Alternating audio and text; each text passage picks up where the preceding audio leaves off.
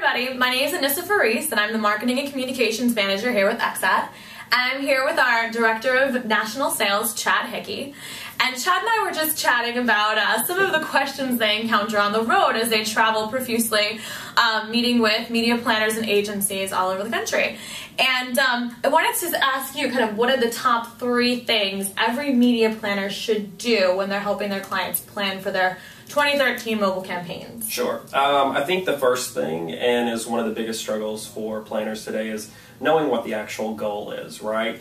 And I think that one of the struggles with the mobile industry just in general is really being able to track things, 100%, I think that there are benchmarks set for desktop and other mediums, but mobile's still kind of trying to find its way.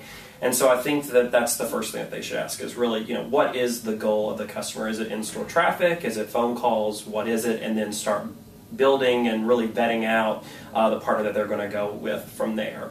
And that would really, lead me into my second suggestion, which would be, who is the best partner for whatever, my goal is, right?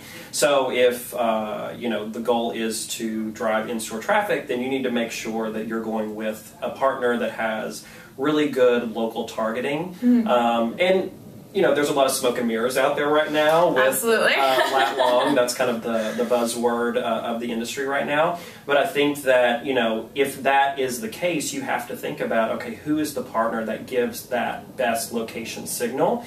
And then you go with them, right? Absolutely. And then how do you do that, right? You have to ask the right questions. Everyone out there is claiming to have it, but you have to know, what kind of questions to ask each network or even, site direct, so that you're able to see, okay, who has that accurate location signal, so that then you're able to kind of weed out the people that are weaker in that space than others. So for example, if I was a client and I was going, or a media planner, and I was going to ask my client or the ad network itself, how I kind of accomplish certain things, what would I ask if I was looking to drive in-store traffic with the campaign?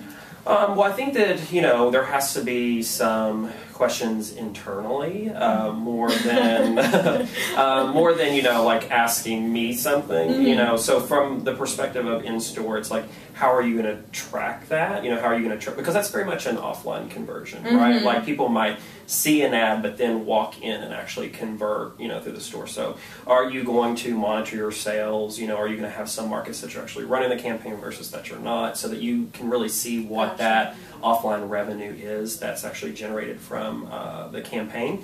The other thing is that I think people get a little bit into what I call desktop head, where they think that, the computer strategy works for the mobile strategy.